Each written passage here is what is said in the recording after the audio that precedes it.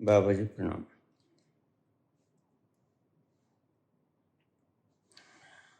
आत्म साधना के मार्ग पे समर्पण पूर्वक अग्रसर हूँ। इन दिनों मैंने दृष्टि संयम का पूरी निष्ठा से पालन किया। न फेसबुक, न यूट्यूब, न कोई गलत विषय या दृश्य। मन, शरीर और आत्मा को बाहरी कचरे से मुक्त रखने का भरसक प्रयास कर रहा हूँ। मैं चैट जीपीटी नामक एआई माध्यम को एक स्थिर विवेकपूर्ण मार्गदर्शक की तरह उपयोग कर रहा हूँ। जब भी मन में कोई विकार, शंका, ये बेचैनी उत्पन्न होती है, मैं उस पर व्यक्त करता हूँ और वह जड़ माध्यम मुझे संतुलित व संयमित मार्ग देता है। अब ध्यान से सुनिएगा। प्रश्न तुम सबका प्रश्न है। इस प्रश्न का उत्तर मैं आज दे रहा हूं, लेकिन ये प्रश्न वर्षों पुराना है। करीब 50,000 से ज्यादा लोगों ने ये मुझे पूछ लिया। आज ध्यान करते समय मेरुदंड अपने आप सीधी हो गई, सिर हल्का हो गया, ध्यान त्रिकुटी पर लग गया। इसी अवस्था में भीतर से एक बहुत तीव्र और विचलित करने वाला विचार उठा। क्या विचार था? काश पिताजी मर जाएं। इस विचार से मैं भीतर तक कांप गया।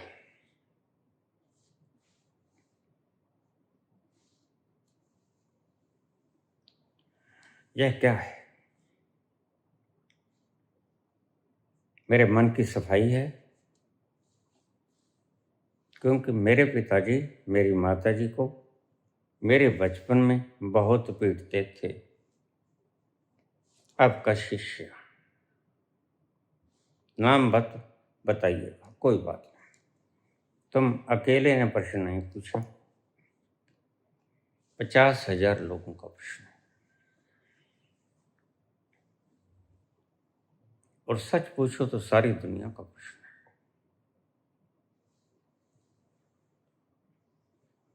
पहली बात, प्रत्येक व्यक्ति को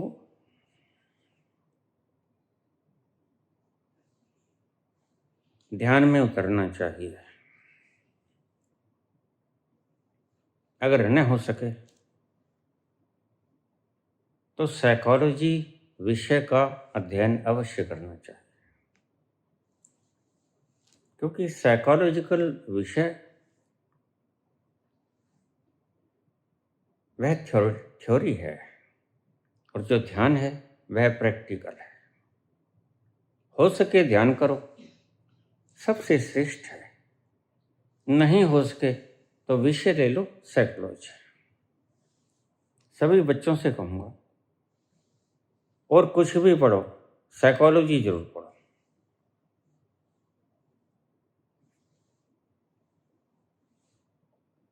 मैं प्रश्न के उत्तर पे आऊंगा।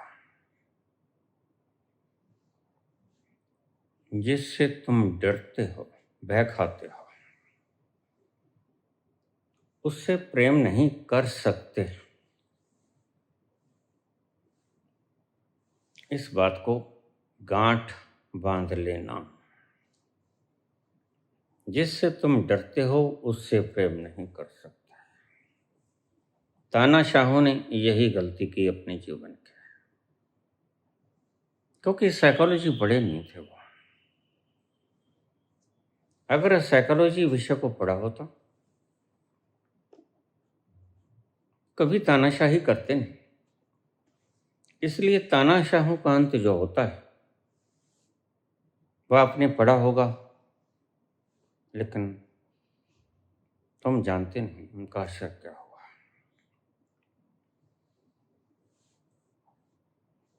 मैं कहना भी नहीं चाहता, तुम्हारे रोए थर्रा जाएंगे।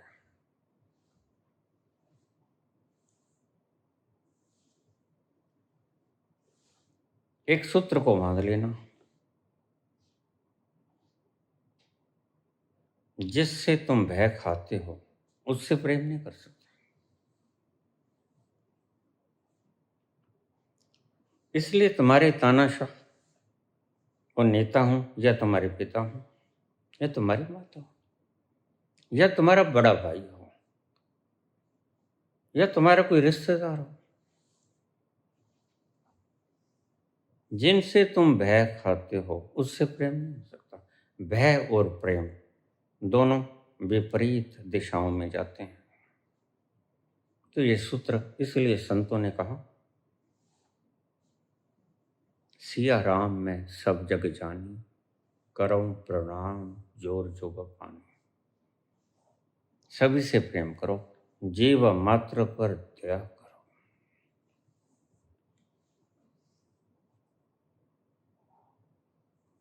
क्योंकि जिससे तुम प्रेम करते हो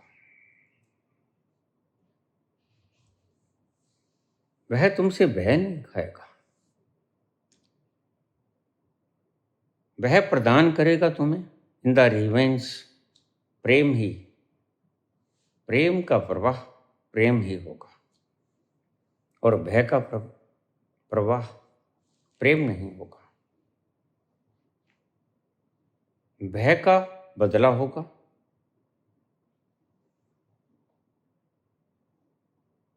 जितनी क्रांतियां हुई, मार धाड़, काटना पीटना, ये सब तुम्हारे फैलाए हुए भय के कारण हुई।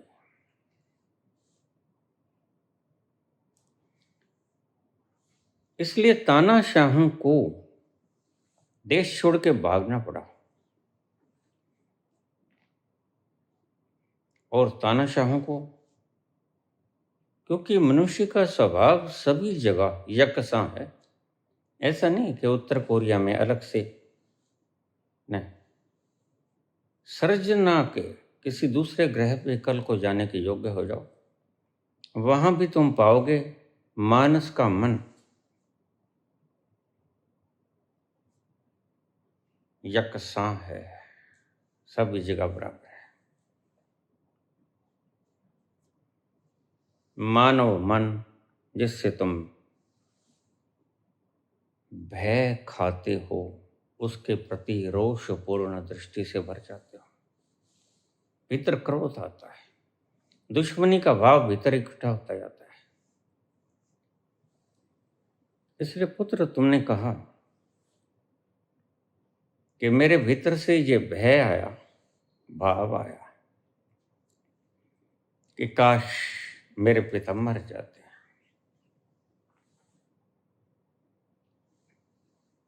इसके गहरे कारण हैं।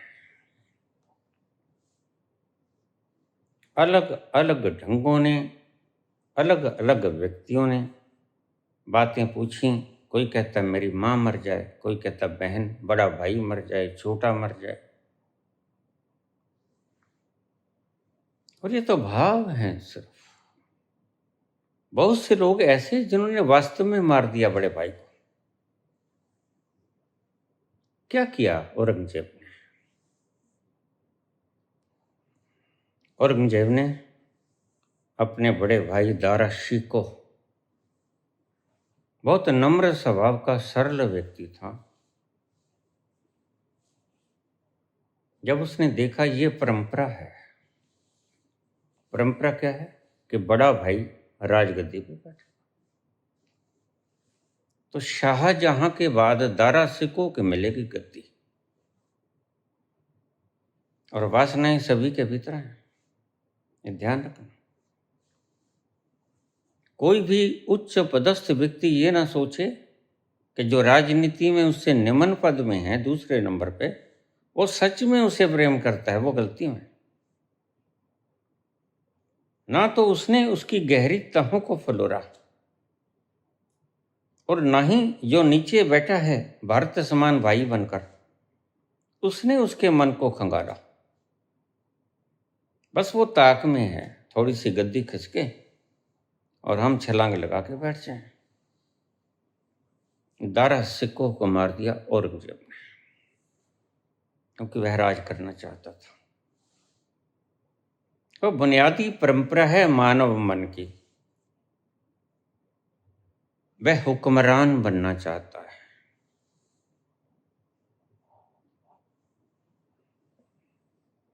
तो निश्चित रूप से, स्वाभाविक रूप से औरंगजेब ने भी चाहा होगा। अब ये तो परंपरा है,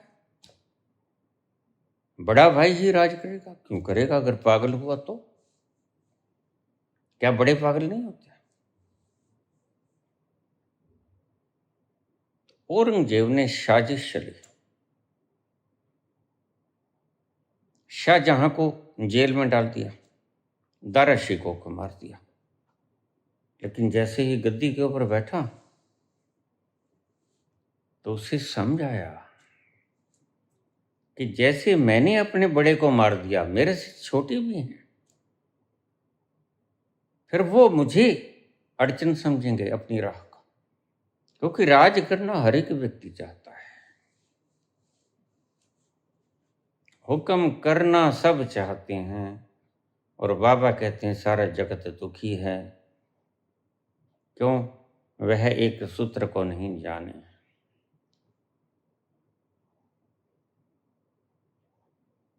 सुखी कौन?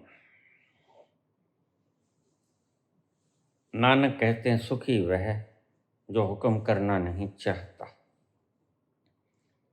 जो हुक्म मानना चाहता है, जो हुक्म मानना जान गया, वह सुखी हो गया। बड़ा शानदार मूल मंत्र संतों का है। लेकिन संतों की तुम कदर कहाँ करते हो? तुम कहते हो नहीं, हम तो अपने अनुभव से सीखेंगे। बिल्कुल सीखो। संत भी यही कहता है, मेरी बातों पे यकीन मत करना, अपने अनुभव की कसौटी पे इसे खरा उतार लेना। निश्चित ही हर पिता गलती करता है, ये बात समझना। हर पिता गलती करता है और आने वाले पिता गलती करते रहेंगे। यह सिलसिला कभी छूटने वाला नहीं, न बंद होगा। क्यों? क्योंकि बच्चे को पालन पोषण करने के लिए बड़ी तरह की तरतीबों की आवश्यकता होती है। कुछ विशेष उम्र होती है जब लाड करना पड़ता है, कुछ विशेष उम्र होती है जब घूरना पड़ता है, जब डांटना पड़ता है, और कुछ विशेष उम्र होती है जब थोड़ा सा दंड भी देना होता है। यह नीति है बच्चे को पालने की। तो प्रत्येक व्यक्ति गुनहगार होता है, लेकिन यह चीज जब जीवन में सारे जीवन का अंग बन जाती है, सजा देने की बात जब पूरे जीवन तक चली, तो यह मुश्किल हो जाएगा। फिर बच्चा तुमसे प्रेम नहीं करेगा, फिर बच्चा तुमसे भय खाएगा और बच्चा तुम पे निर्भर है। बड़े मजे की बात है और हैरानी की बात भी है, तुम ही ने जन्म दिया है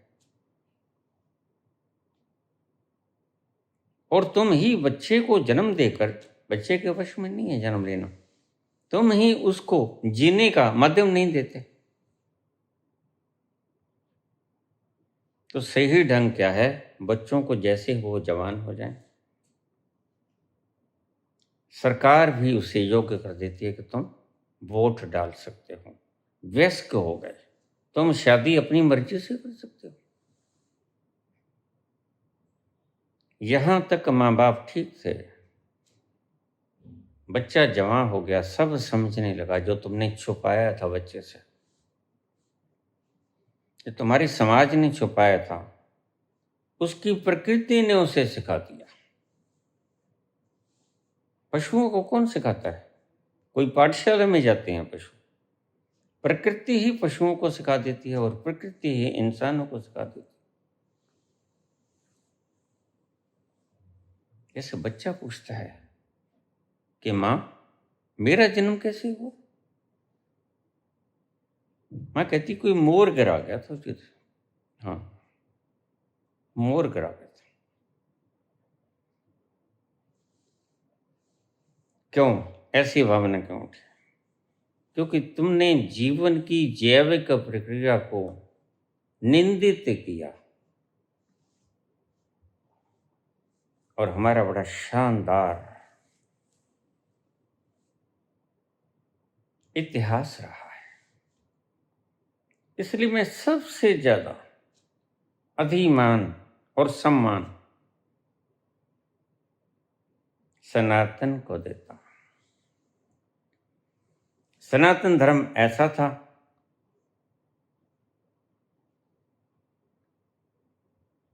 कि जीवन जहां से शुरुआत होता है, काम वासना, उसको इतना सरलता और सहजता से समझाया गया कि बच्चे के भीतर कोई गांठ ना बने। यह स्वाभाविक अंश है। तुम नहीं बताओगे तो प्रकृति बता देगी।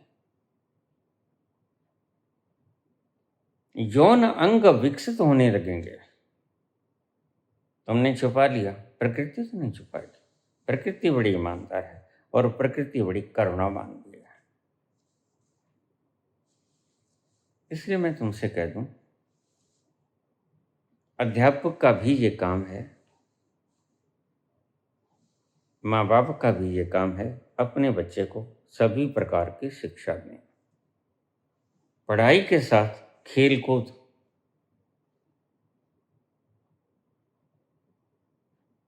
और सारे भावनाओं को,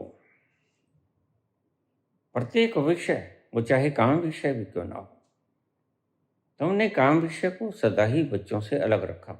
इसलिए आज मूर्ख बच्चे पैदा हो रहे हैं, मूढ़ बच्चे पैदा हो रहे हैं।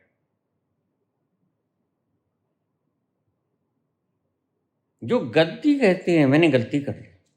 क्या गलती कर ली? मेरे पास लोग आते हैं, मैं उन्हें पुचकारता हूं, नहीं पुत्र, तुमने कोई गलती नहीं की।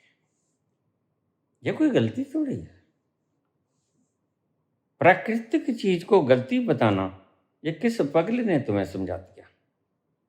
यह प्राकृतिक व्यवस्था है। कल को भूख लगे, तुमको गलती हो गई, मैंने भोजन खा लिया। भाई, भूख तो स्वाभाविक प्रकृति की देन है, और अगर भूख ना लगे तो फिर तुम बीमार हो। तो ऐसे ही जैसे भूख लगती है, ऐसे ही काम वासना उठती है, क्रोध उठता है, लोभ मोह अहंकार उठता है। लेकिन गलती नहीं है, महज ऊर्जा के रूपांतरण है, तुम्हें सिखाया नहीं गया। किसी और दिशा में भी रूपांतरित की जा सकती है। खैर, लंबा प्रसंग हो जाएगा, वैसे मैं पहले बहुत बोल चुका हूं। इसको ओज में भी परिवर्तित किया जा सकता है। कैसे? जब काम के विचार आए, क्रोध के विचार आए, लोभ मोह अहंकार के विचार आए, या कोई विषय आए। आज देखिए, हम विषय सिखाते हैं और गौरवान्वित होते हैं, हिस्ट्री पढ़ाते हैं। कोई भी विषय सिखाते हैं, केमिस्ट्री है, जियोलॉजी, बॉटनी, फिजियोलॉजी, ये सर लोग पढ़ाते हैं और गौरवान्वित होते हैं और फीस चार्ज करते हैं। एक क्लास में हजार बच्चा बैठा होता है, मनमानी फीस वसूल करता है, और ये पढ़ा कह सकते हैं जो इन्हें मालूम है। अनुभव की चीज ये बता नहीं सकते। वह तो ऐसी चीज है, अनुभव में तो जो व्यक्ति चला गया, उसको पढ़ाना दूभर हो जाएगा। वह स्वाद पिएगा जब तुम्हें कुछ सूचनाओं को प्रसारित करेगा। आनंद बड़ा चुंबक की तरह खींचता है। यह पढ़ाना पाएगा आपको।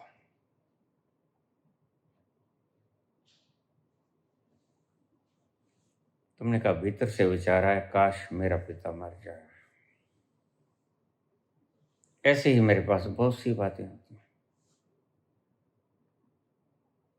कोई लिखता है ऐसा विचार आया, ऐसा विचार आया, जो तुम्हारी समाज की नज़रों में भी गलत, तुम्हारे परिवार की नज़रों में भी गलत, तुम्हारे दोस्तों की नज़रों में भी गलत, और तुम्हारी भी नज़रों में गलत हो गया है, क्योंकि तुम समाज को मान्यता देते हो। विचार सभी स्वभावतः हैं। इसको गांठ दो, इस शब्द को गांठ दे दो। विचार सभी स्वभावतः होते हैं, यानी नेचुरली होते हैं, आर्टिफिशियल नहीं होते।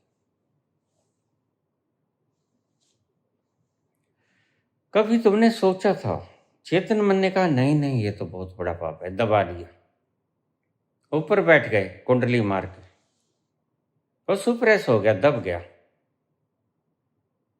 लेकिन याद रखना, दबी हुई चीज खत्म नहीं होती, और फिर कभी उठेगी, और उठेगी तो तुम्हें परेशान करेगी। रात भर की नींद खत्म हो जाएगी, दिन का चैन खत्म। ऐसे ही लोग नहीं कहते, क्या कहेंगे लोग।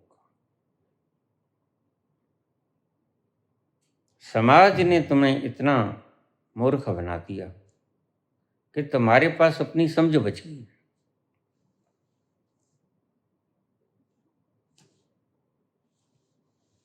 काश मेरे पिता मर जाएं। अवश्य ही तुम्हारे पिता ने तुम पर भी जुल्म किया होंगे, और तुम्हारी माता को पीटते थे। बहुत से लोग हैं ऐसे जो टीचिंग करते हैं और अपनी घरवालियों को पीटते हैं। मैंने ऐसे लोग देखे जो पत्नी को प्रेम से नहीं लेके आते, व्यापार से लेके आते हैं। तेरे हिस्से में जमीन कितनी आती है? इतनी आती। 25 किले आती, 5 किले आती, ठीक है, इससे शादी कर लो। फिर तुमने जीवंत मूर्ति से क्या शादी की? तुमने तो जमीन से शादी की। और जब वो जमीन नहीं मिलती तो मैंने खुद देखा है कि वो चमड़े के बेल्टों से अपनी ही पत्नी को पीटते हैं। ऐसे व्यक्ति मैंने देखे हैं। और मेरा दुर्भाग्य है कि ऐसे व्यक्तियों ने मेरे चरण छुए।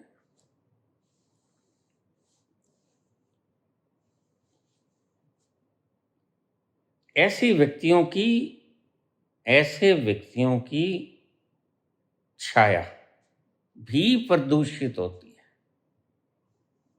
वो स्वयं ही आके तुम्हारे पांव छूने, और उस चीज का खमियाजा मुझे भुगतना भी पड़ा है। बड़ा खतरनाक रूप से भुगतना पड़ा। कुछ ऐसे तत्व मेरे पास आ गए मेरे ही जीवन में जो महाभयंकर अपराधी थे। लेकिन अपराधी को अगर पता चल जाए कि मैंने गुनाह किया है तो अपराध करना नहीं, वो कैसे करेगा अपराध? चोर को पता हो कि किसी का द्रव्य चुराना बुरा है तो चोरी कर पाएगा। अगर कर पाएगा तो बड़ा रात बरात बचा के धीरे से, धीमे पग ध्वनि से, खटका ना हो जाए, किसी को पता न चल जाए, जाएगा और चुरा के लेके आएगा। अपनी ही धर्मपत्नी को प्रेम से नहीं लेके आए, व्यापार से लेके आए। और उनका पूरा परिवार ये कहता है कि हम स्त्रियों से नहीं शादी करवाते, हम तो जमीनों से शादी करवाते।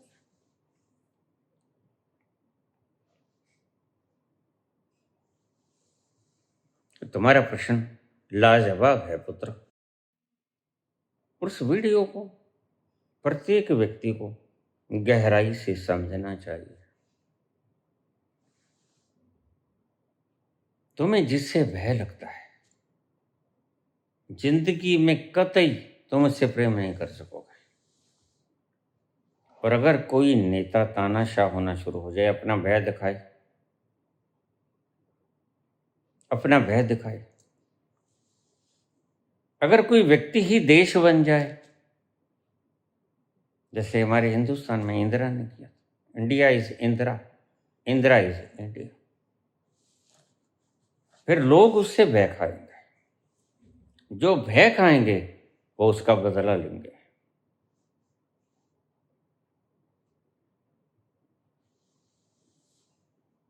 ये बात सर्कल में ले लो।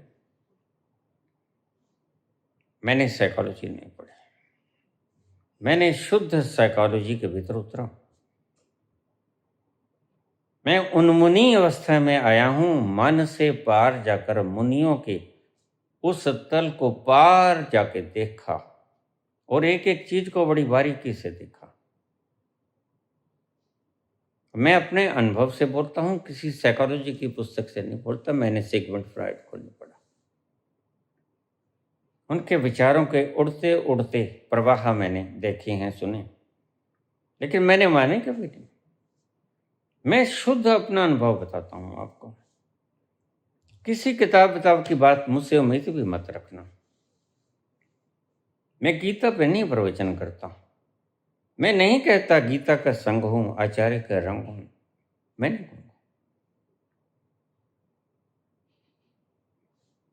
मैं कहूंगा आओ आओ हजूर आ, सितारों पे ले चलूं, एक गीता के उन ऊंचाइयों पे ले चलूं तुम्हें।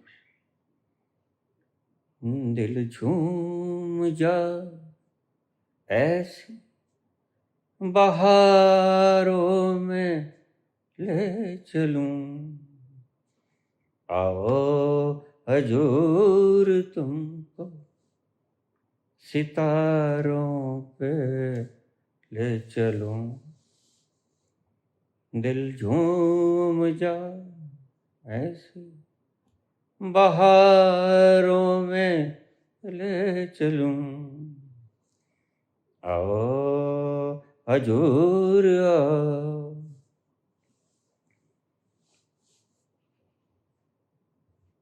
मैं कृष्ण की बात नहीं करूंगा। कृष्ण जिस मकाम पे पहुंचे, उस मकाम पे जो मैंने देखा, मैं उसकी बात करूंगा। मैं शब्दों के अर्थ नहीं करूंगा। जहां कृष्ण ने इशारा किया, मैं वहां जाऊंगा। वहां जाके जो मैं अपनी आंखों से देखूंगा, जैसा अनुभव करूंगा, वैसा व्याख्यान करूंगा, वो चाहे कृष्ण के विपरीत ही क्यों ना हो, शंकर के विपरीत क्यों ना हो, बुद्ध के विपरीत क्यों ना हो। और फिर बुद्ध के विपरीत ना बोलूंगा जो मैंने देखा, तो मैं बुद्ध का अनुयायी हो गया, मैं बुद्ध का गुलाम हो गया, कृष्ण का गुलाम हो गया। मैं किसी का गुलाम नहीं हूं। मैंने स्वतंत्र अपनी ही आंखों से देखा है वो सारा दृश्य, और बिल्कुल उसी प्रकार आपको लाइव कमेंट्री बोल देता हूं। जब बोलता हूं तो उस तल पे चला जाता हूं, पहले बिल्कुल उसके करीब, जहां से मैं उसको भी देख लूं और आपको भी मैं प्रवाहित कर सकूं वो ज्ञान। मेरे सामने कोई गीता नहीं होती, मेरे सामने वह होता है जिसको छूकर कृष्ण ने गीता को बोला।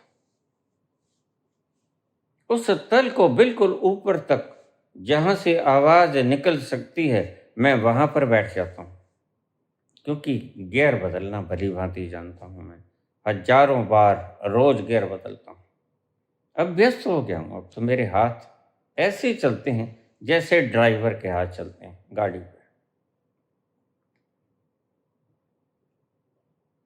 इसे ही अभ्यास कहते हैं।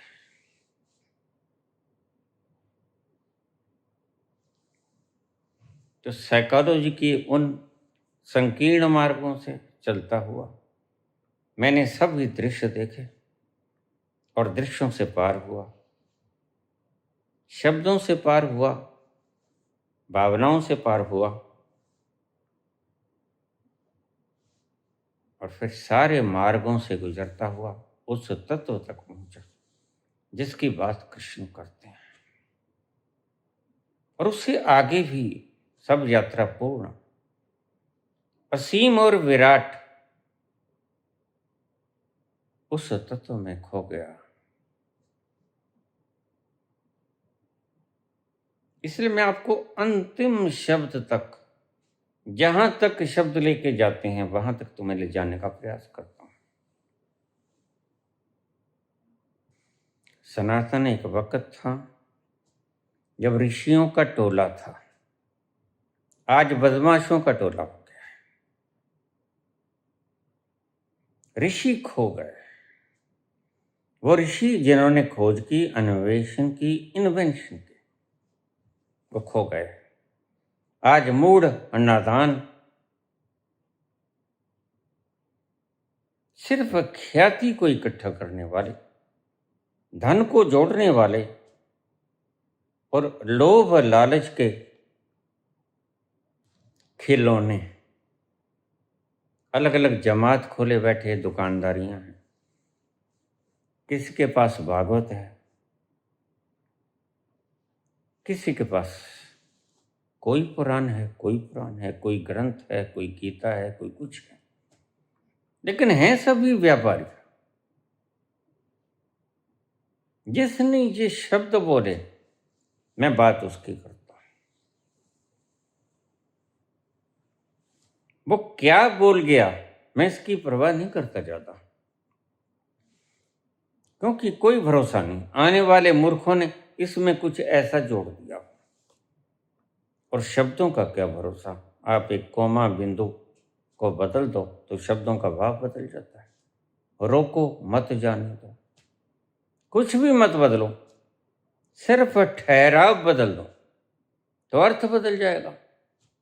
रोको, ठहरो, मत जाने दो, और फिर रोको मत, यहां ठहरो, मत जाने दो, रोको मत जाने दो, उलट अर्थ हो गया। शब्द वही चार के चार। इतनी बारीकी है शब्दों के अर्थ में, और तुम उन्हीं शब्दों को पकड़ लेते हो। इसलिए तुम कहते हो कि सूचनाएं बहुत हैं, भर जाते हो, आखिर में ऊब जाते हो, और तब तक जिंदगी गुजर जाती है। सूचनाओं को इकट्ठा मत करना। अगर सूचनाओं को इकट्ठा करना है तो फिर तुम विषयों की सूचनाओं को इकट्ठा करना, वो काम आएंगी।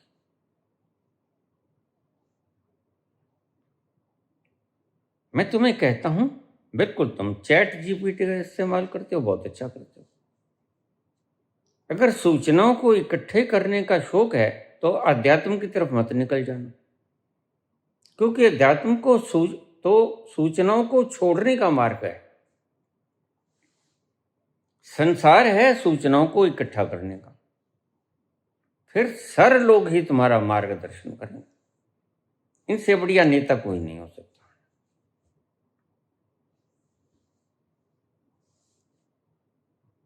जितना बढ़िया ढंग से ये बता देंगे। अगर सूचनाओं को शुद्ध रूप में तुम एकत्रित करना चाहते हो तो सर को गुरु बना लेना, कोई भी हो जो आपका मन पसंद है। और अगर तुमने अध्यात्म का राह चुन लिया, कब चुनोगे अध्यात्म का राह? जब सूचनाओं के दिए हुए गद्दियां, सूचनाओं से कमाया हुआ धन, सूचनाओं से कमाया हुआ मान सम्मान, धरती के कुछ टुकड़े, बैंक बैलेंस, जो तुमने खुद अपनी वासनाओं से पैदा किया, बाल बच्चे, पत्नी पति, ये सब व्यर्थ हो जाएंगे। सुख है सब में, न शांति है, न आनंद है, रसधार नहीं। तर्क की तरह, तलवार की तरह तेजी है, स्टिमुलेशन है शांति में, नॉन स्टिमुलेशन नहीं है। थोड़े से शब्द गहरे हैं, बारीक हैं, थोड़ा ठहर के रिवर्स कर करके समझ लेना। सूचनाओं में स्टिमुलेशन है, सूचनाओं में और भोगों में स्टिमुलेशन, और स्टिमुलेशन तुम्हें सुख का आभास दे सकते हैं। लेकिन एक और भी तल है जहां स्टिमुलेशन नहीं होती, नॉन स्टिमुलेशन में जाते हो तुम, जहां किसी प्रकार का उद्वेग नहीं होता, वहां शीतलता घनी होती है, शांति होती है, और वहां सुख नहीं होता, वहां आनंद होता है। तो मैंने आपसे बहुत बार कहा, आनंद में और सुख में क्वांटिटेटिव फर्क नहीं है, संख्यात्मक फर्क नहीं है, क्वालिटेटिव फर्क है, गुणात्मक फर्क है।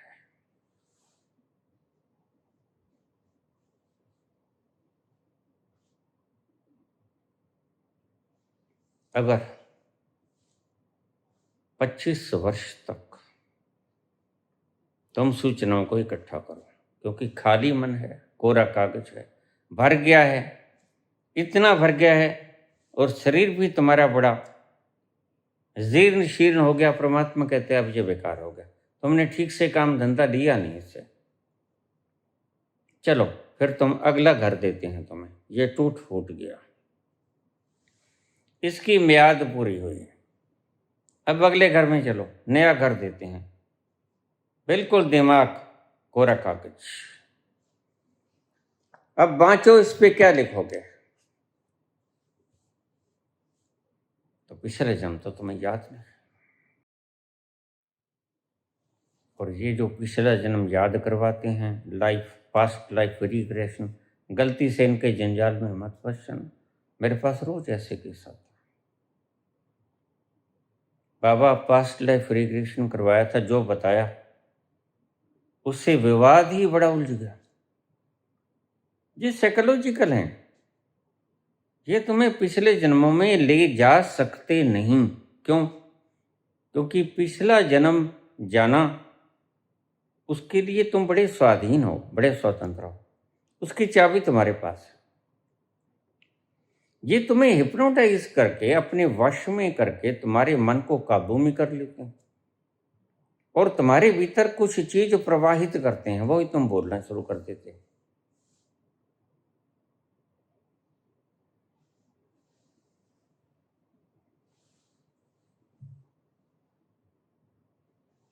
मैं सदा ही कहा करता हूं,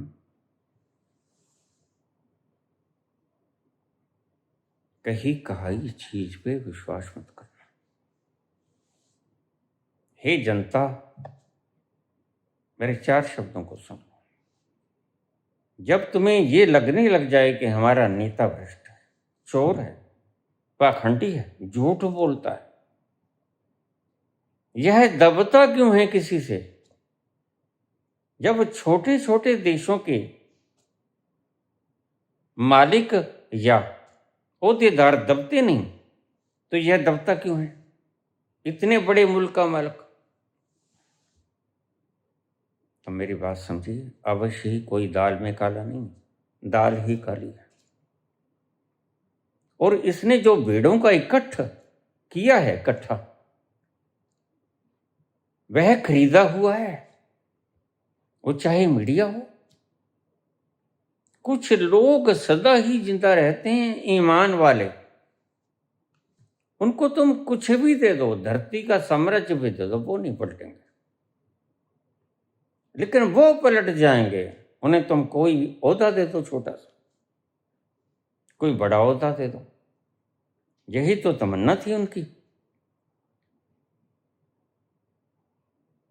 2 चीजें हैं जिनसे व्यक्ति खरीदा जा सकता है, ध्यान रख लो। ये चाणक्य की नहीं, ये मेरी वृत्ति है, मैं खोजा हूं इस चीज को, खुद की खोजी हुई इन्वेंशन है, बोली चाणक्य ने भी है। लेकिन चाणक्य की बातों को आपको नहीं बताऊंगा। चाणक्य की बातों को स्वयं अनुभव करके फिर बताऊंगा। एक है भय, दूसरा है दाम। दाम चुकाओ, यह भयभीत करो। बस दो दो काफी हैं। साम दान दंड भय। दंड से नहीं बात बनेगी, दंड का भय दिखा दो बस। भय और दाम। अगर कोई व्यक्ति भयभीत ना हो,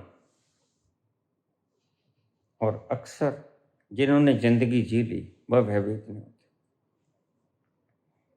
50 साल के ऊपर का व्यक्ति करीब करीब निर्मोही भी हो जाता है। वह कहता है जान जाए जाए, कोई बात नहीं, बिकूंगा नहीं। बूढ़े व्यक्ति से मरने का भय दिखा के तुम कुछ छीन नहीं सकते, क्योंकि वह तो मरा मरा है। जवान को तुम भयभीत कर सकते हो, जवान को तुम दाम दिखा सकते हो, झूठे वायदे कर सकते हो। और जवानों की आज देश जवानों का भरपूर, नेता जवानों का भरपूर उपयोग कर रहे हैं, क्योंकि हमारी 60% से ज्यादा आबादी जवान। अगर नेता सच में समझदार होते तो इन जवानों की शक्ति का लाभ उठा सकते थे, लेकिन उन्होंने महज 4 बार 6 बार कपड़े बदलने के लिए, महज जहाजों पर सारी दुनिया घूमने के लिए, अपने स्वार्थों की पूर्ति करने के लिए, अपने भीतर भीतर की वासनाओं को पूरा करने के लिए तुम सबको नरक में धकेल दिया।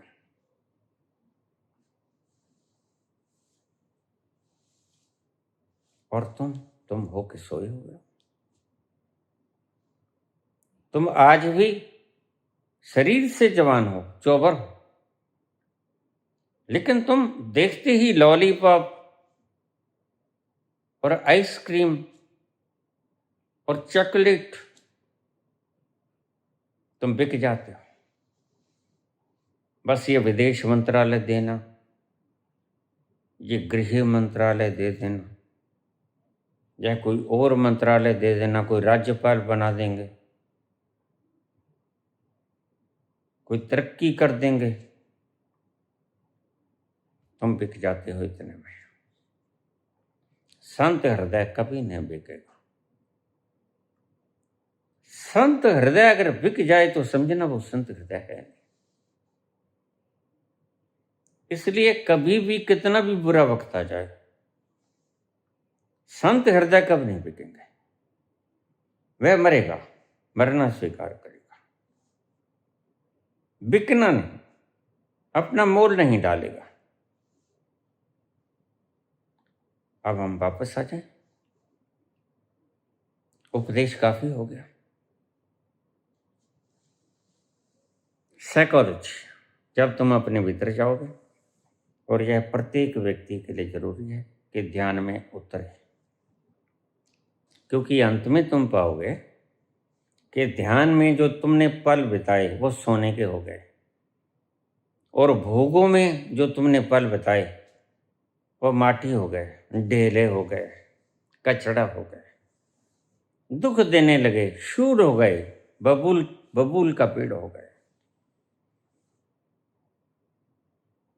ये अनुभव की बातें हैं सब। तुमने कहा पुत्र, मेरे भीतर से आया कि मेरे पिताजी काश मर जाते हैं। ऐसी बहुत सी बातें आई।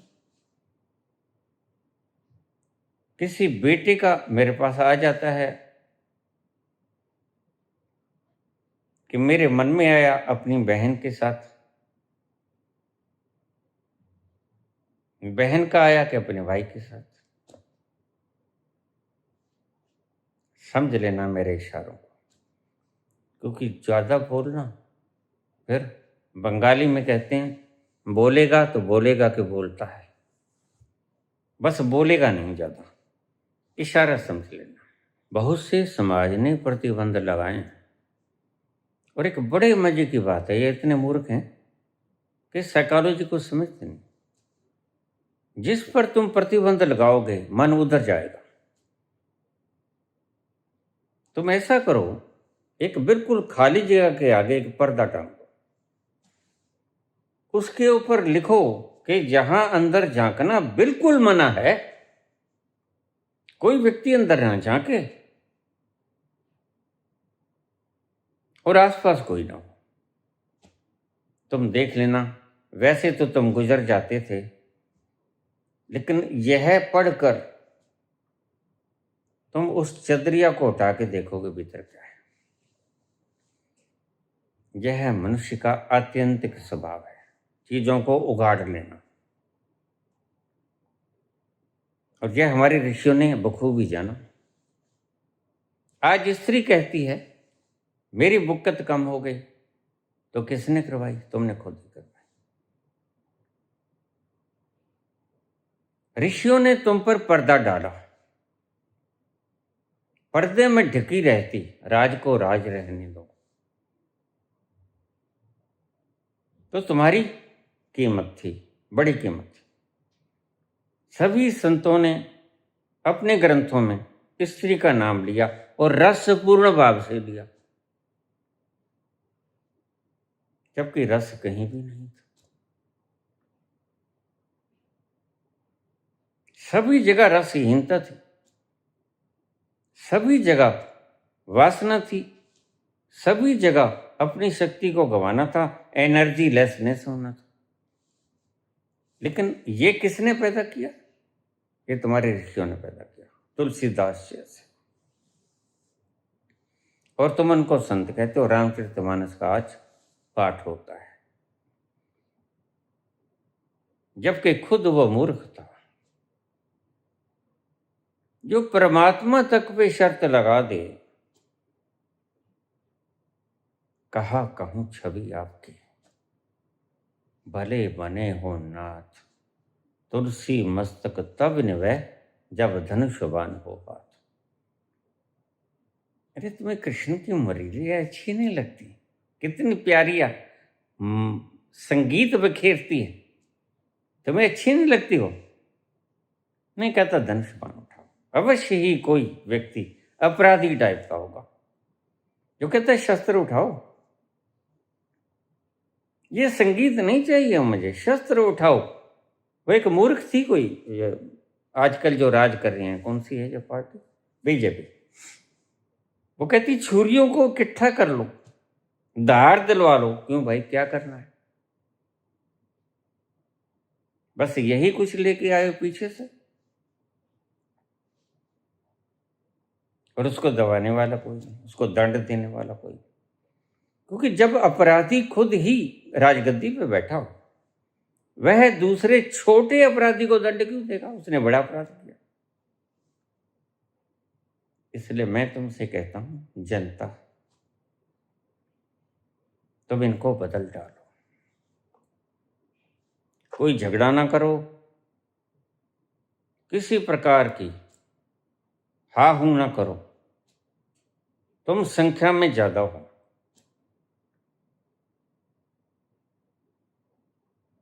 तुम इनको कहो नीचे आ जाओ, बस इतना ही बहुत।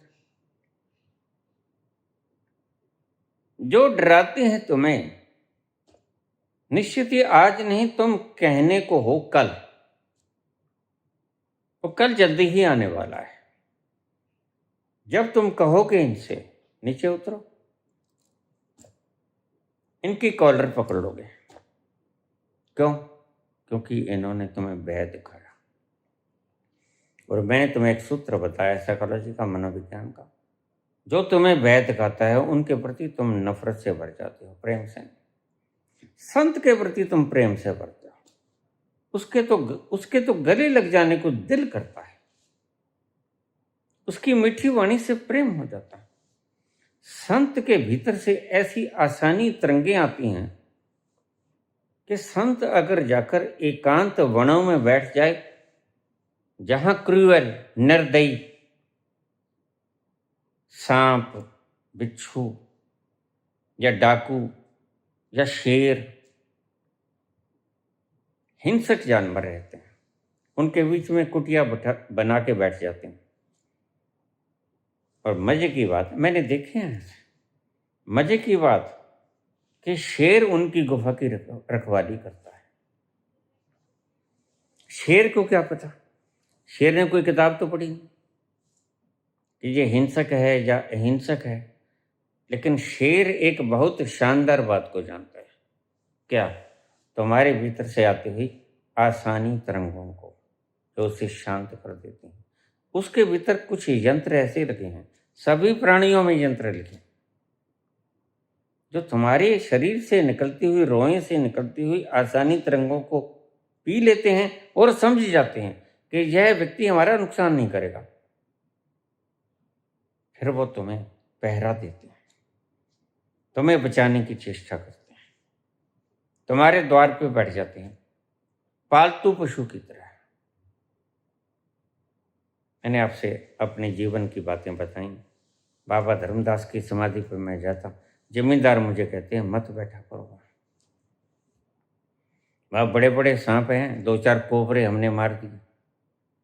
मैंने कहा तुमने क्यों मारे? कहते वो डस जाते। मैंने कहा मुझे नहीं डसेंगे, और डस जाएंगे तो कोई बात नहीं।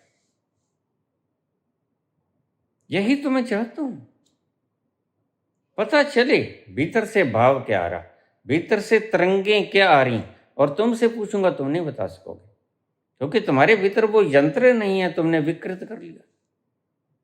यंत्र है अभी निर्दोष मासूम पशुओं में। पशु अब भी चालाक नहीं होगा, और पशु कभी चालाक नहीं होगा।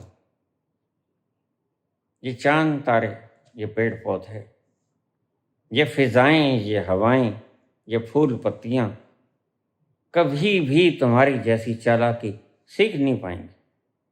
ये सदा अपनी खुशबू में, फिजाओं में हवाएं बिखेरती रहेंगी, ये नहीं बदलेंगी। आदमी बदलता जाएगा, और प्रकृति न्यायकारी है, प्रकृति दयालु है। प्रकृति तुम्हारे भीतर से आती हुई, रोम रोम से आती हुई तरंगों को पी लेती है, पहचान लेती है। और मैं बैठता था, बहुत बार मैंने आपसे कहा, सांप मेरे ऊपर से गुजर जाता, पांव के ऊपर से गुजर जाता, शरीर पर चढ़ जाते,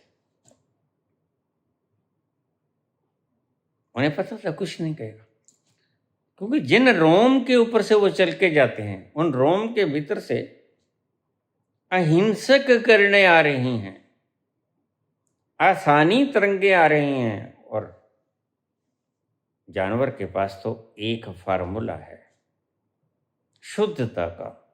तरंगे क्या है? ये मुझे मारना चाहता है या मुझे प्यार करना चाहता है? बहुत से सांपों को मैं पुचकार लेता, हाथ फेर लेता हूं, वो थोड़ा सा साइड पे हो जाते, समझ जाते मेरी बात को।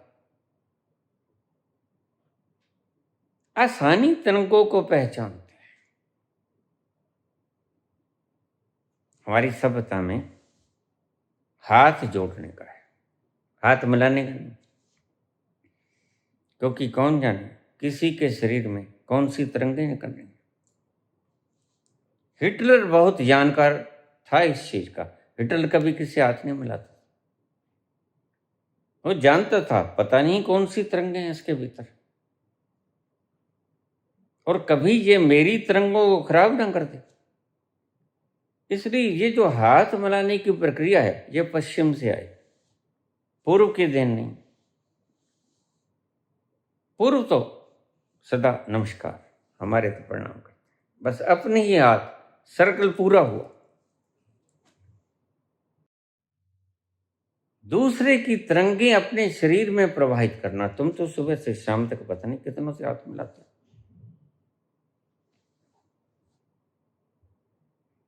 इसलिए तुम्हें पता ही नहीं चलता तुम्हारा असली चेहरा कौन सा, तुम्हारा नकली चेहरा कौन सा। जिस व्यक्ति को भय दिखलाओगे वो तुमसे प्रेम नहीं करेगा, और जिस व्यक्ति से प्रेम करोगे वह तुमसे कभी नफरत नहीं करेगा।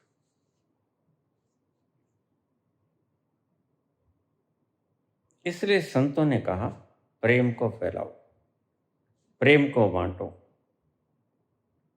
प्रेम को बांटो, प्रेम ही मिलेगा। रिवेंज में ज्योत से ज्योत जगाते चलो, प्रेम की गंगा बहाते चलो। राह में आए जो दीन दुखी, सबको गले से लगाते चलो।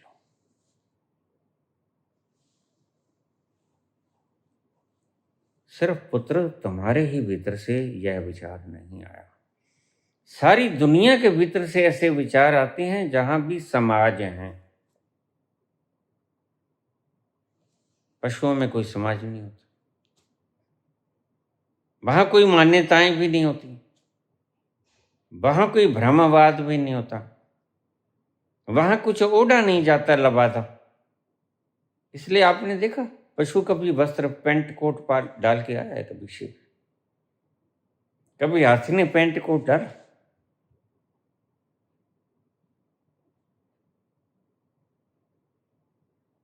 छोटे से छोटा और बड़े से बड़ा जीव कभी लबादा नहीं ओढ़ता, और तुम तो लबादे को जरूरी समझते हो। फिर अगर महावीर नग्न हो जाएं, कल ही मैं कह रहा था महावीर, आपको जानकर बड़ी हैरानी होगी।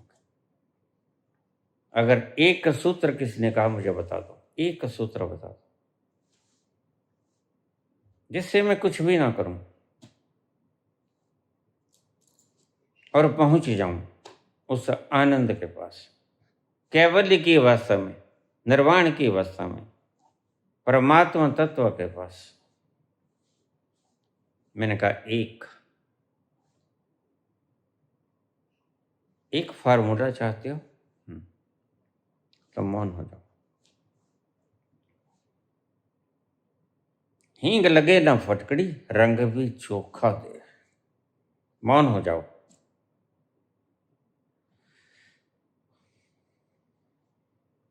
अपने भीतर उतरो, बस तुम मौन हो जाओ, अपने भीतर तो उतरना शुरू हो ही जाओगे। It's a natural process. Well जब भी मलिए फर्जा तो तेरे मुख दी किताब ले बैठा।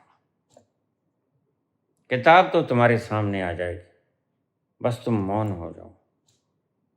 वैसे भी वक्त तुमने बहुत खराब कर दिया, कितने जन्म खराब कर दिए। और मैं तुमसे एक बात कहता हूं, महावीर 12 साल 6 महीने 15.5 दिन में कैवल्य को प्राप्त हुआ।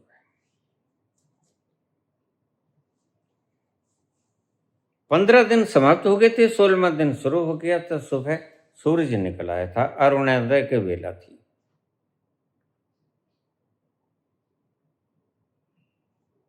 इतने दिन वो कभी से एक अक्षर भी नहीं बोले, कभी किसी से। लोग बुलाने की बड़ी चेष्टा करते, लोग कहते हैं बोले कुछ, उसके कानों में कीलें ठोक दी। बड़ा तरसाया, बड़ा तड़पाया लोगों ने, लेकिन वो नहीं बोले, एक शब्द तक भी नहीं बोले।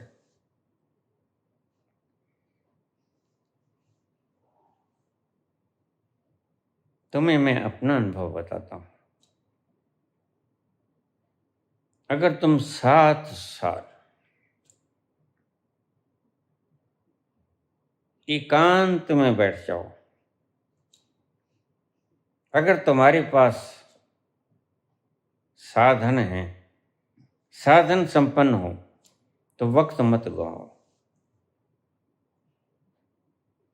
मैं तुम्हें पहली गारंटी देता हूं कि वह है,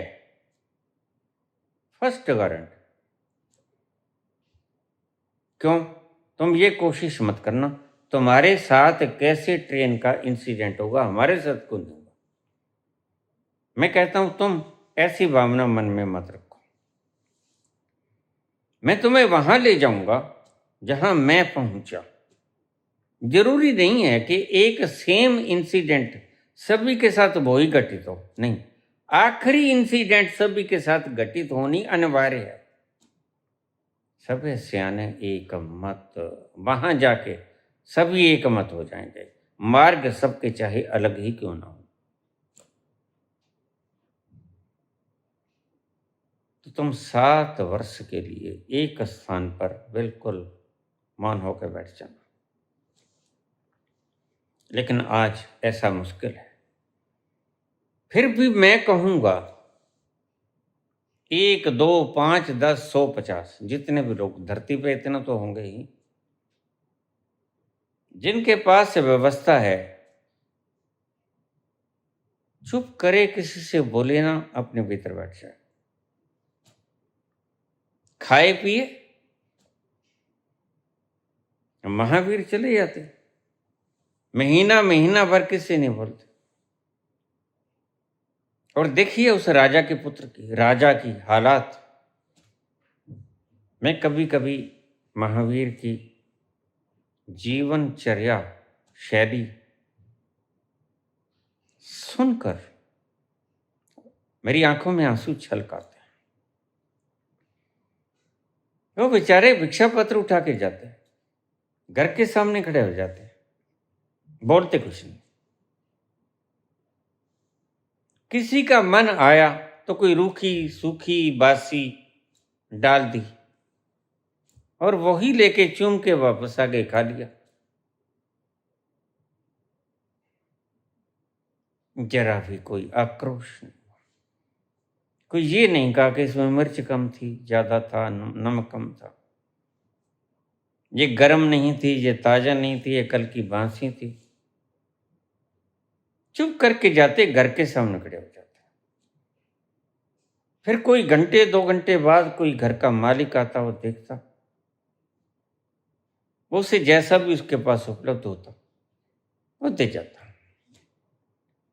अचानक किसी के घर में चले जाओगे, बता के जाओगे तो 100 प्रकार के व्यंजन बनाएगा। अचानक, इसलिए अतिथि कहा गया। बिना अतिथि के जो आ जाए वह अतिथि, मेहमान को कहा गया। वो जब भी जाते मेहमान बन के जाते, बाहर खड़े हो जाते, नग्न, कोई वस्त्र नहीं ओढ़ा, इतने बरस तक नग्न रहे। धूप भी आई, सर्दी, बारिश, गर्मी, रात भी हुई, दिन भी हुआ, लेकिन उन्होंने कभी वस्त्र नहीं पहना। इसी बात के ऊपर झगड़ा है श्वेतांबर और दिगंबर का। जिन्होंने देखा नहीं वो श्वेतांबर कहते हैं कि नहीं उन्होंने वस्त्र पहना, जिन्होंने देखा और संग रहे वो कहते नहीं वो दिगंबर रहे, उन्होंने कभी कपड़ा नहीं पहना। उनके शरीर की संरचना ही इतनी सुंदर थी कि वो भद्दे लगते ही नहीं थे। उनकी गोगड़ बाहर थोड़ी थी तुम्हारी तरह। संत व्यक्ति अगर बिल्कुल परिसीमित हिसाब से खाता पीता है तो उसका पेट आगे नहीं आएगा, क्योंकि चर्बी नहीं जुड़ेगी। तुम्हारा शरीर अस्त व्यस्त नहीं होगा, बड़ा वेल फिगर्ड होगा। और इसलिए महावीर को सर्व सुंदर व्यक्तियों में से एक माना जाता है। कलयुग के सर्व सुंदर व्यक्तियों में से एक माना जाता है कि बहुत सुंदर थे महावीर। बुद्ध का कहीं नाम नहीं आता, हालांकि सुंदर तो बहुत भी बड़े थे, लेकिन महावीर को सर्व सुंदर माना जाता है क्योंकि वो नग्न रहते हुए भी उनको बच्चे के समान थे। निर्दोषता थी, मासूमियत थी, रोम रोम में उनके। बच्चे के समान आते, निर्दोष भाव से आते, हाथ पसार के खड़े हो जाते, जो मिलता चले जाते, खा लेते। मुझे कभी कभी वास्तव में तुमसे कहूं, मैं रोने लग जाता हूं। उसे याद करके। ऐसे महान पुरुष धरती पर रोज नहीं आते, कभी कभी आते हैं। बस एक महावीर हो गए, अब पता नहीं कब आएंगे कोई।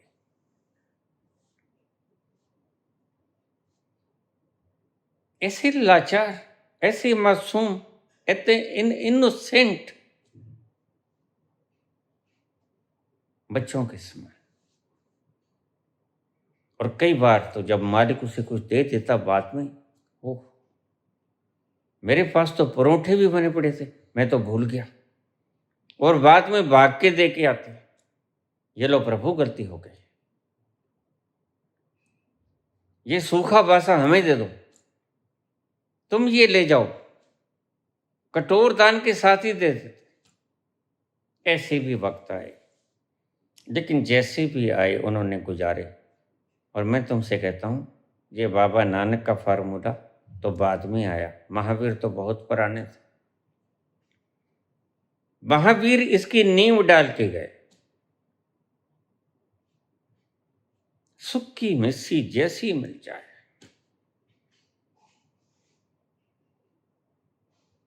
ठंडा पानी पी लिया, बस सो गए, बढ़िया नींद आ गई। और 12 वर्ष, 12.5 वर्ष तक करीब मौन रहे, कुछ नहीं बोला। तुम अगर कहते हो कोई मंत्र नहीं, कोई तंत्र नहीं, कोई जाप नहीं, कोई कुछ नहीं, ये तो तुम्हारे सब ढकोंसले हैं। तुम्हारे शरारती पीरों पैगंबरों के बनाए हुए, पीरों पैगंबरों के, शरारती पीरों के कहता हूँ, स्वच्छ पीरों के नहीं कहता हूँ। उन निर्दोषों की बात नहीं करता हूँ मैं, तुम्हारी शरारती पांडाली इनकी बात करता हूँ, जो अपने चेहरे मोहरों से तुम्हें लूट लेते हैं। उन्होंने कभी पाखंड नहीं किया, उन्होंने कभी किसी को दुख नहीं दिया। हर बच्चा, हर परिंदा, हर पशु उनसे प्रेम करता था। कहते हैं,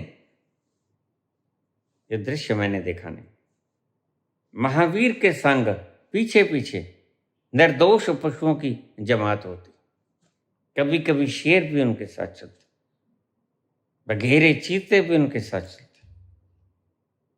निर्दोषता ही इतनी थी।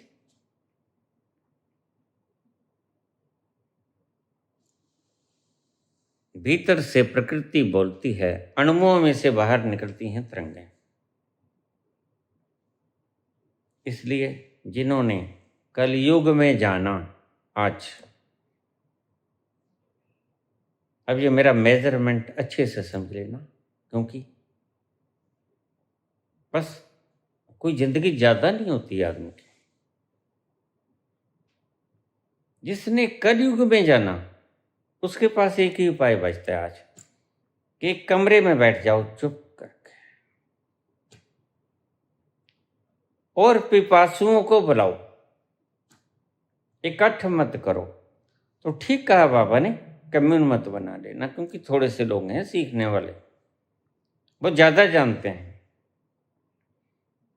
वह है वृहद मस्तिष्क का मालिक, ज्यादा जानता है। जब मैंने पूछा किसी दूसरे को जिम्मेदारी दे दो, तो उन्होंने क्या बोला शायद आपने सोचा नहीं होगा। कहते दूसरा कोई है ही नहीं, सब बातूनबाज हैं, बातूनबाज हैं। ये शब्द थे, शब्दों की लफ्फाजी। एक, सिर्फ एक, इसलिए तुम्हारे पास आए और तुम्हें बोलना ही पड़ेगा। मैं मना न कर पाया, मैंने बोला और आज तक बोलता चला रहा। जो कुछ थोड़े से प्रवचन रहेंगे वो भी आपके पास आ जाएंगे।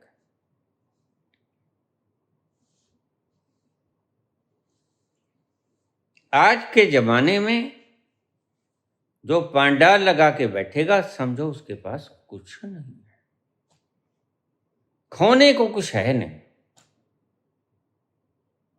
लेकिन संत के पास खोने को सब कुछ होता है।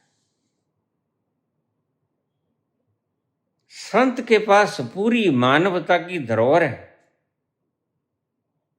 इसलिए संत की रक्षा जीव भी करते हैं, हिंसक जीव भी करते हैं, शेर जैसे, कि इनको कोई हानि ना पहुंचाए जाए। सांप बघेरे, ये शंकर के गले में देखे सांप, ये क्या संकेत देते हैं तुम्हें?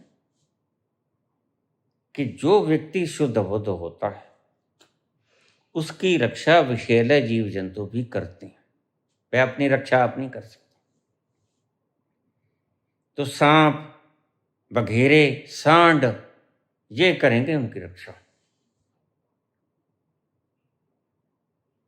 सांप डस लेगा अगर तुम जाओगे, और भी तुम अर्थ कर सकते हो, तुम्हारी खोपड़ी बड़ा काम करती है, लेकिन सही अर्थ इसका यही है।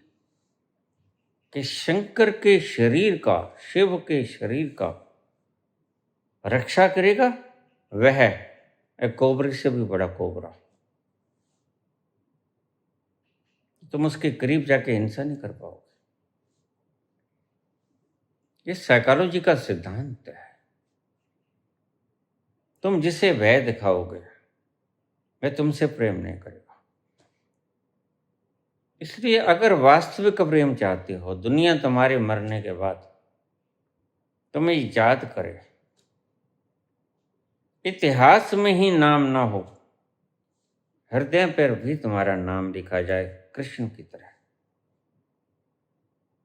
कृष्ण ने ज्यादा दुष्टों का वध नहीं किया, गिने चुने, अपनों का ही वध किया ज्यादा। शिशुपाल उसकी बुआ के बेटे थे, कंस उसके मामा थे, यही कुछ तो वध किया उसने। जरासंध ससुर थे कंस के, अपनों का ही वध किया, दूसरों का वध कृष्ण ने नहीं किया। दूसरों का वध करवाया अर्जुन से। कहते अर्जुन मैंने ये मार दिया, अब तू शस्त्र उठा इनको मार दे और सेहरा तू अपने सिर पे ले ले, क्योंकि ये तेरे गुनाहगार हैं। लाक्षागृह बनवा के इन्होंने तुझे मारना चाहा, तेरे साथ छल कपट करके इन्होंने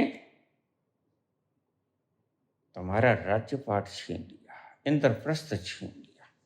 13 वर्ष तुम दर दर की ठोकरें खाते रहे। तो गुनहगार ये तुम्हारे, जिनके कारण तुमने इतनी परेशानी भरा जीवन जिया। आज प्रकृति परमात्मा वक्त सबका आता है, ध्यान रखना। ਜਿਹੜੀਆਂ ਪੀਂਘਾਂ चढ़न आसमान ਨੂੰ ਉਹਨਾਂ हेठा होना, ये पंजाबी की कहावत है। जो पींघें आसमान में जाती हैं ना, वो एक बार धरती के पास भी आते हैं। जो चक्कर आज ऊपर है आसमान की तरफ, वो चक्कर कभी धरती को भी चूमेगा। तो फर्श से अर्श और अर्श से फर्श, यह नीति का स्वभाव है।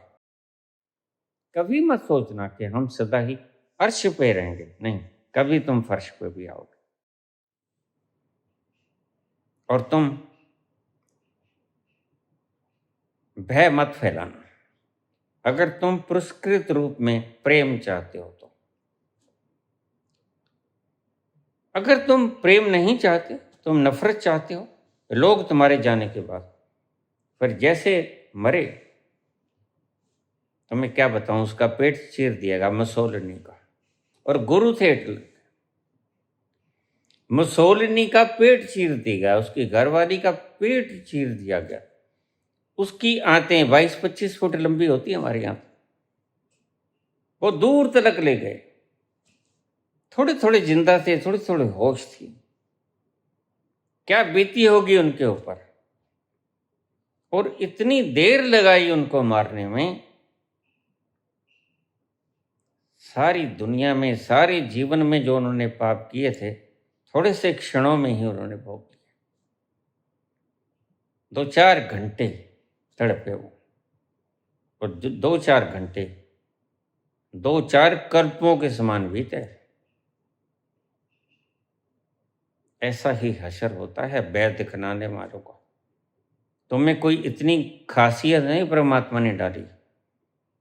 सबके शरीर इन 5 तत्वों से निर्मित है। तुम्हें कोई विशेषता नहीं है। अगर तुमने कोई झूठ बोल दिया, पाखंड खिलार दिया, कुछ लोगों के भीतर तुमने गलत फहमी डाल दी, पूरी नहीं की, तो एक दिन तो उगड़ोगे ना। जब उगड़ोगे बेटा, फिर क्या होगा?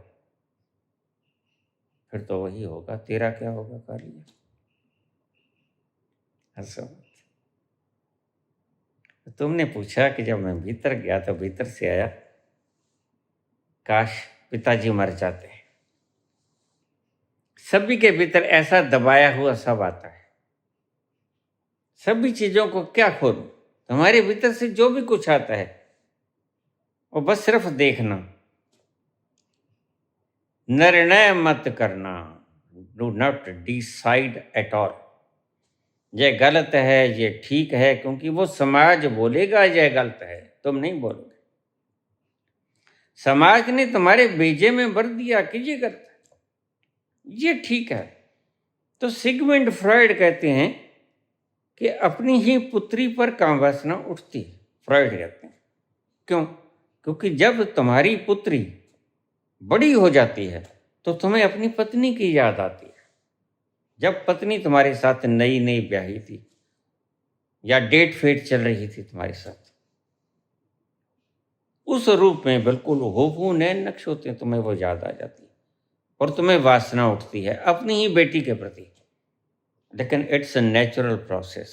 तुमने क्या करना, तुमने उस विचार को आने देना, विचार को जाने देना। कुछ भी आ जाए, कुछ भी आ जाए। अब इसको ठीक से समझिए ना, उपाय बता रहा हूं। बहुत कुछ आएगा जो समाज ने सिखाया, जो परिवार ने सिखाया, जो लोगों ने सिखाया, तुम्हारे गुरुओं ने सिखाया, तुम्हारे टीचर्स ने सिखाया और तुमने खुद भी माना, वो सब आएगा भीतर से। खाली होना है भीतर, सब भीतर से आएगा। लेकिन तुमने किसी के साथ क्लिंग नहीं होना है, ना किसी से लड़ना है, फिर जिंदगी बीत जाएगी तुम्हारी लड़ने में या उसके पीछे चलने में। फिर तो तुम गृहस्थी हो गए। गृहस्थ का मतलब ही ये है कि उस चीज के पीछे चलना, ना तुमने लड़ाई करनी और न तुमने उसका अनुकरण करना, अनुगामी बनना। झगड़ा भी नहीं करना। क्यों आए, ये तो बहुत गलत विचार है। अभी किसी ने कुछ बोल दिया था, पता नहीं क्या बोला, वो मुझे याद नहीं है ठीक से। अदालत के अंदर भी वो गए, किसी ने किसी बेटी के बारे में कुछ गलत कह दिया, वो शायद आज तक तरीके भुगतता फिर रहा है। लेकिन किसी को पता नहीं कि ये स्वाभाविक है, ये भीतर से आया हुआ स्वाभाविक है, ये सभी के भीतर आता है। बस तुम उगड़ गए, तुम्हारे जज उगड़े नहीं, इतना ही फर्क है।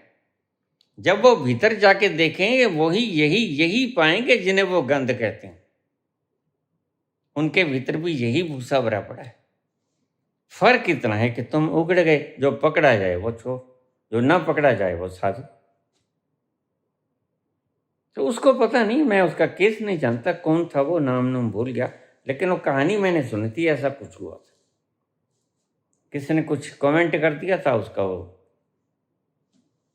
कोर्ट में गया था और कोर्ट ने जो कहा, मैंने कहा अरे ये मूर्ख कहाँ से आ गए। लेकिन मुझे पता है ऐसे ही मूर्ख बैठे हैं गद्दियों पे।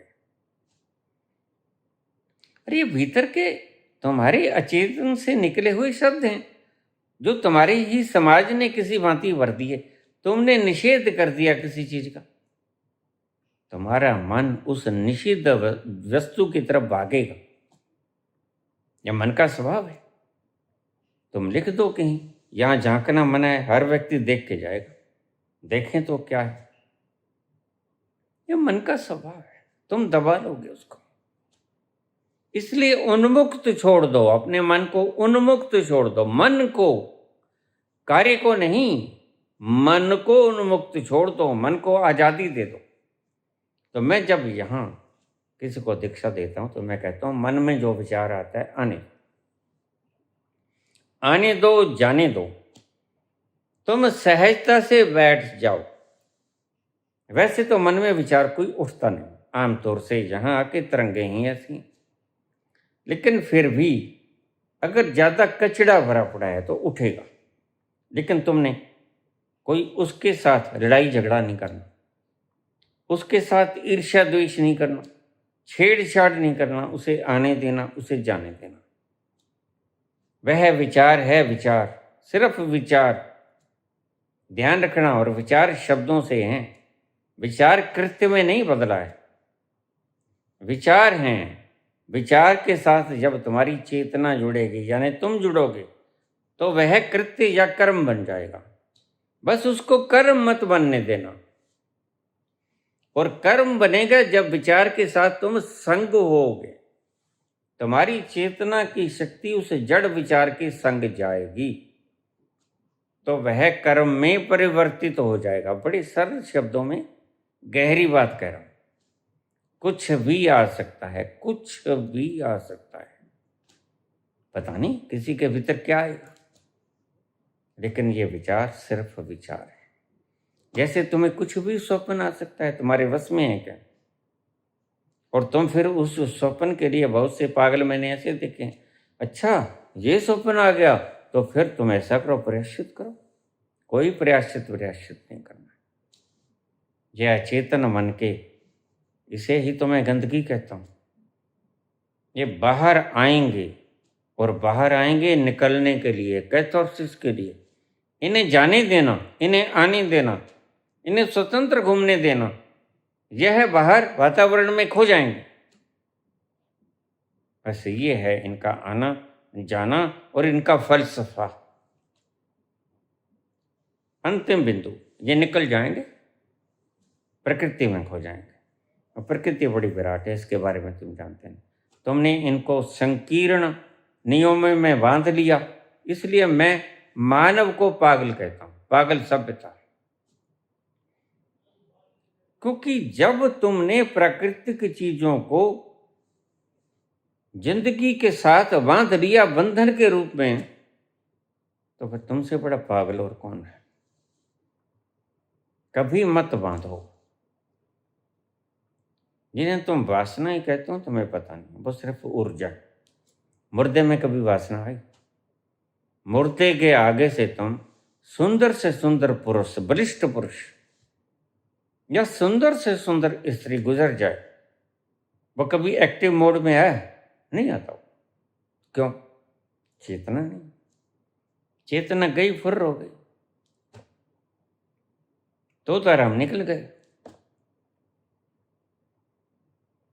तो इस शरीर का कोई कसूर नहीं, इस विचार का कोई कसूर नहीं।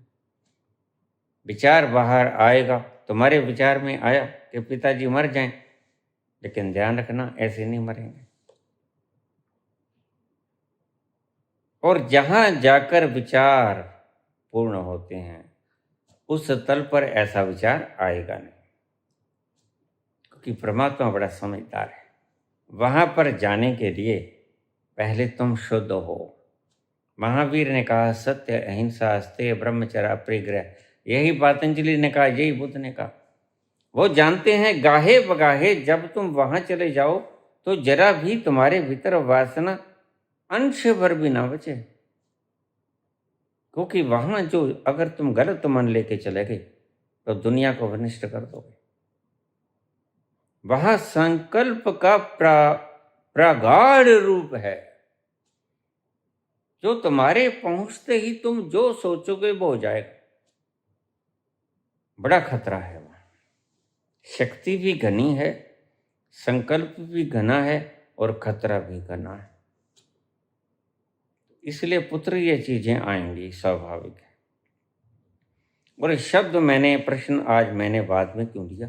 क्योंकि ये मैं समझता था और प्रश्न आ जाएं, जितने आ जाएं सभी का एकदम से निवारण हो जाएगा। जो भी कुछ आता है उसे आने दो। फ्रायड पूर्ण पुरुष नहीं था।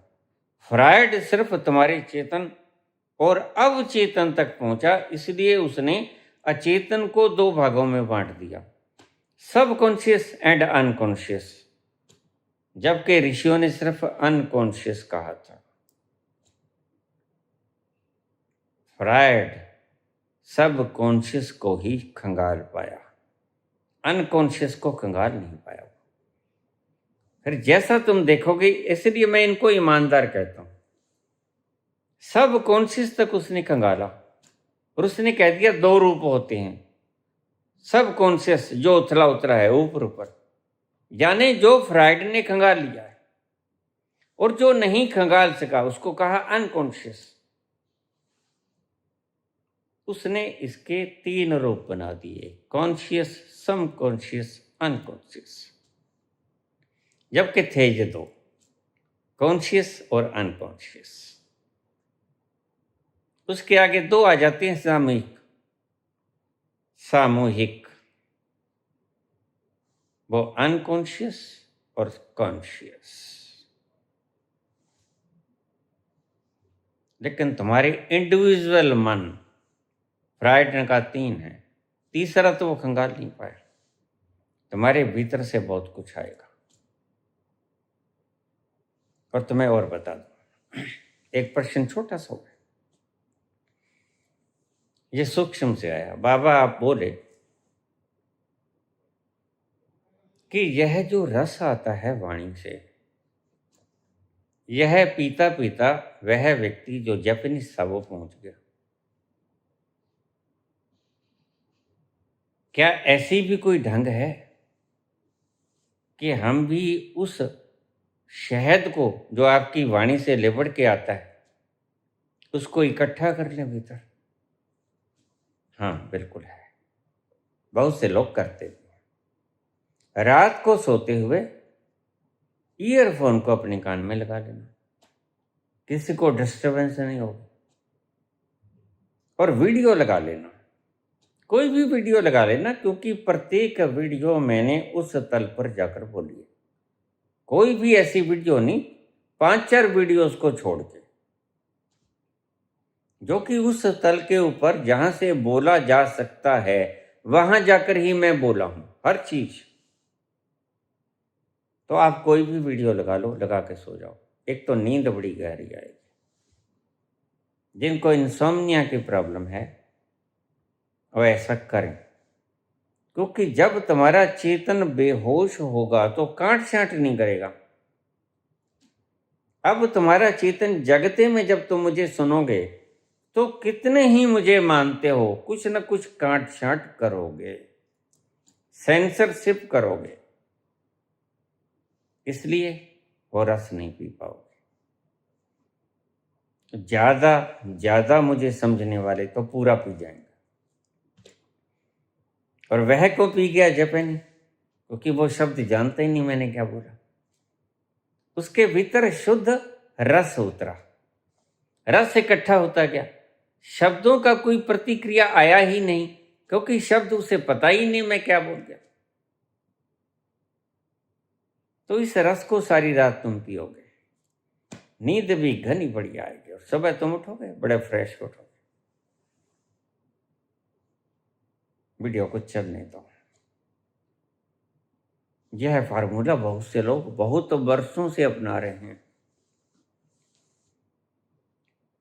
उन्होंने और करना धरना सब बंद कर दिया। लेकिन एक ये भी पूछा है कि जो करने की क्रिया उसमें से क्या करें? सिर्फ क्रिया योग करो। क्रिया योग, श्वास को लंबा लो, लंबा छोड़ो, और श्वास को छोड़ते वक्त जो हु की आवाज आए, जोर से श्वास छोड़ो, तो हु की आवाज तुम्हें करनी नहीं पड़ेगी, खुद से ही निकल जाएगी। श्वास जब लोगे भीतर, पूरा श्वास, आगे ना है की आवाज, बस ऐसे ऐसे छोड़ो। जब इस है की आवाज आएगी तो तुम्हारी नाभि के पास पड़ी हुई कुंडलिनी ऊर्जा उस पर आघात होगा हल्का सा, और ये हल्के हल्के आघात उसको सीधा कर देंगे।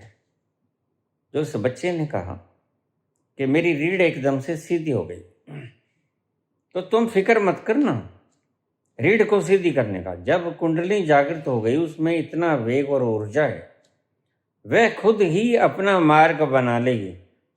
तुम्हें रीढ़ सीधी करने की आवश्यकता नहीं है। कुंडली तो अभी जागृत नहीं हुई, तुम रीढ़ को वैसे ही सीधा कर रहे हो। रीढ़ अपने आप ही वो मार्ग बना लेगी, ये परमात्मा का दिया हुआ मार्ग है। बस कुंडली जागृत हुई तो सारा रास्ता उसके लिए कोई अनजाना नहीं है, वो तुम्हारे सहस्रार्थ में चली ही जाएगी।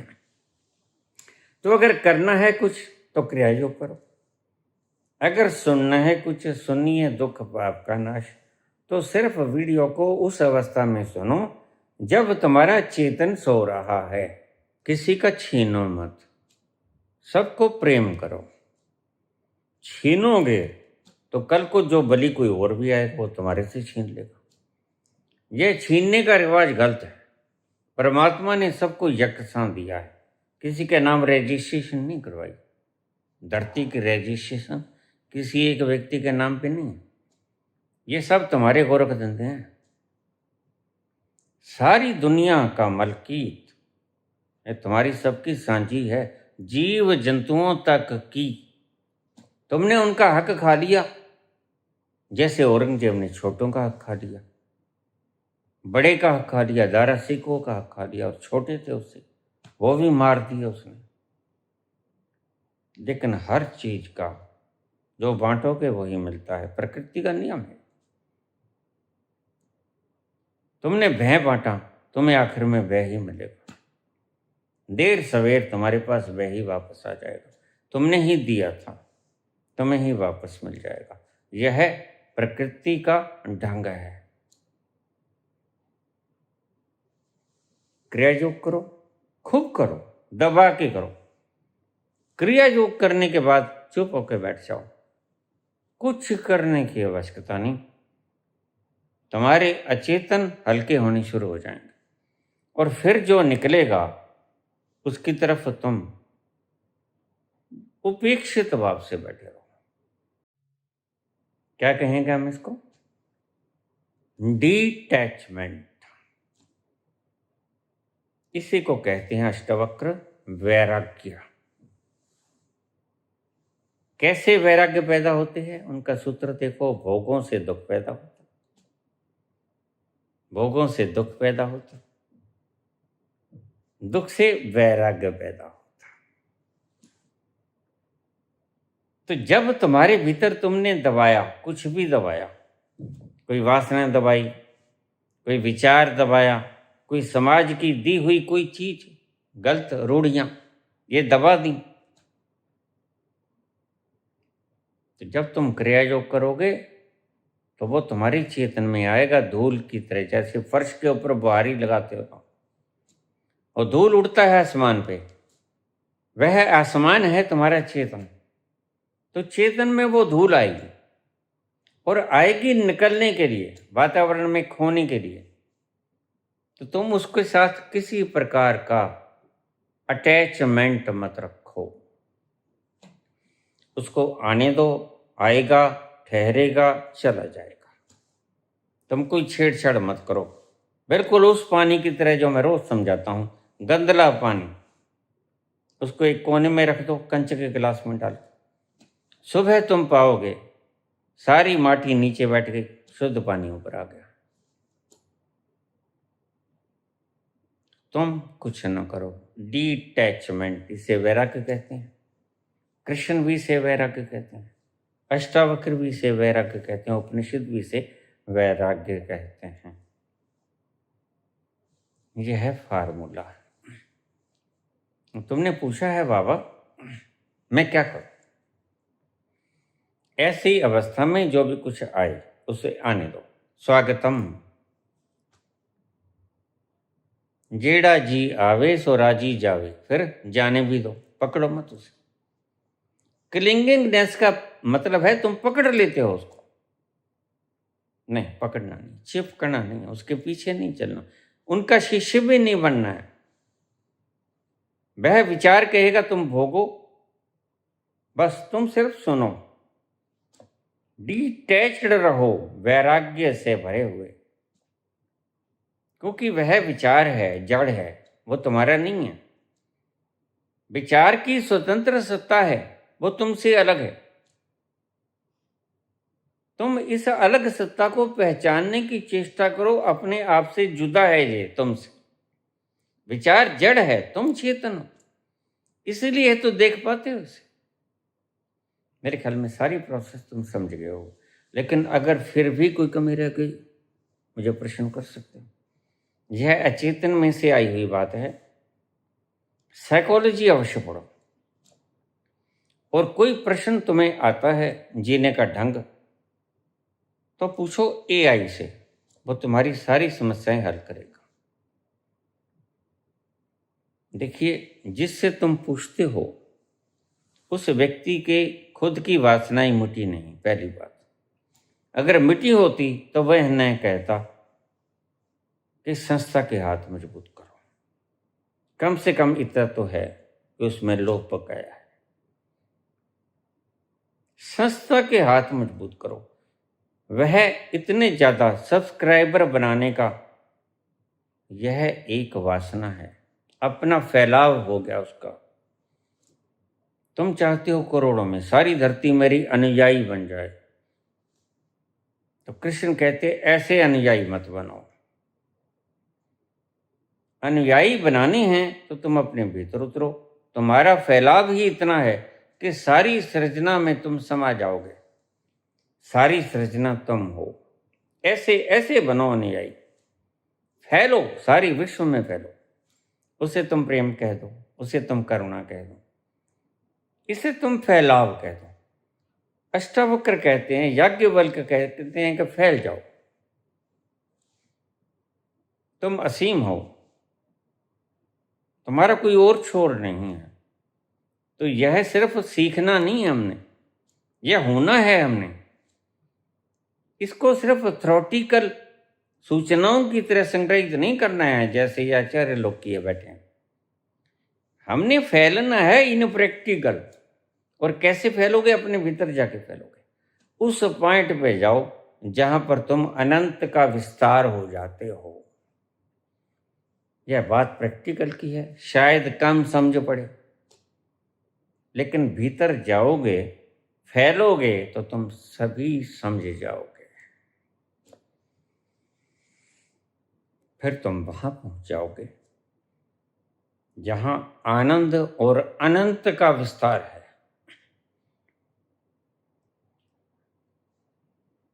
ओ हजूर तुमको सितारों पे ले चलूं, दिल झूम जा ऐसी बहारों में ले चलूं। आओ हजूर आओ, सितारों पे ले चलूं, दिल झूम जाए ऐसी बहारों पे ले चलूं। आओ हजूर आओ।